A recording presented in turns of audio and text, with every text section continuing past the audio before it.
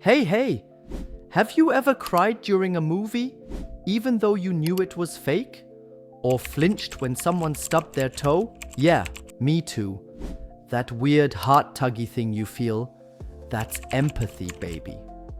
Today we're diving into the nature of empathy, what it is, where it comes from, and why some people seem to have loads of it, and others, not so much. Welcome to the channel. So grab your snack, snuggle in, and let's feel some feelings together. Alright, so let's get nerdy. Empathy isn't just about being nice or feeling bad for someone. That's actually sympathy. According to psychologist Daniel Goleman, empathy is a core part of emotional intelligence. It's your brain's way of tuning into other people's emotions, like an emotional Wi-Fi signal. A 2007 study at the University of Chicago used fMRI scans and found that when people saw someone in pain, the same areas of their brains lit up as if they were in pain themselves. That's wild, right? So basically your brain is like, oh no, they hurt? Let me hurt too, just to be polite. Not all empathy is created equal. We've got three main types. 1. Cognitive empathy. Understanding someone's feelings without necessarily feeling them. Great for negotiators, therapists, and, surprisingly, psychopaths. Yeah, they get it. They just don't care. 2. Emotional empathy. Actually feeling what someone else feels.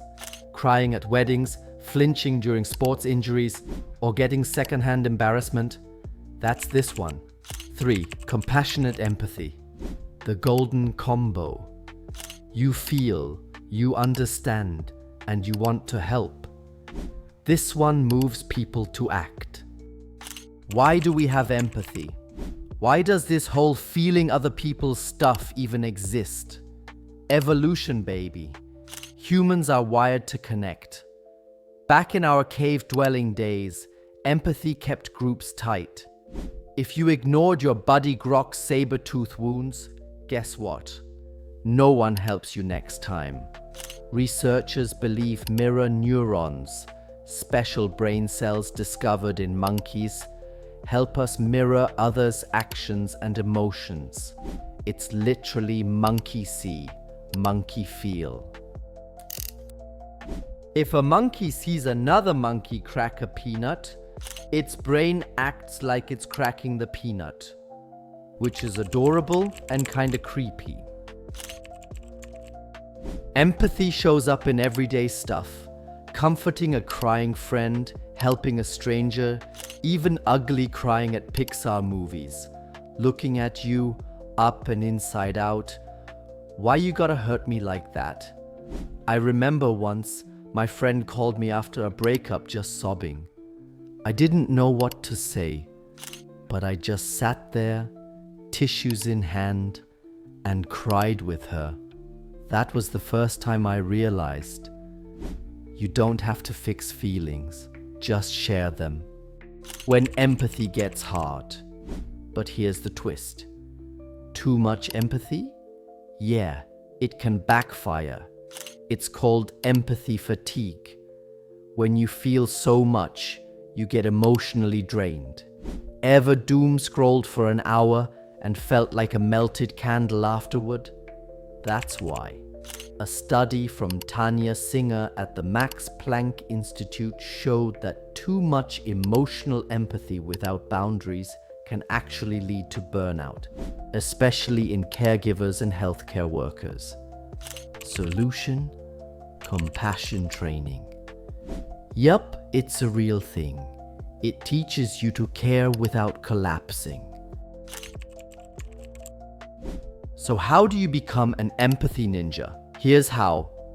Listen to understand, not to reply. Read fiction. Seriously, studies show it boosts empathy. Ask, how are you? And actually mean it. Be curious, not judgmental. Put your phone down and look at people's faces. Try that thing where you imagine being in someone else's shoes. And not just any shoes. Crocs. Emotional Crocs. So that's empathy. Your brain's emotional Wi-Fi. Your heart's secret superpower.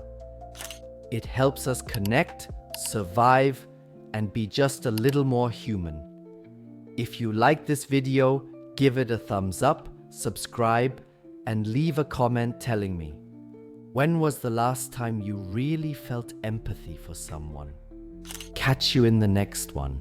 Until then, stay kind, stay curious, and maybe text your mom.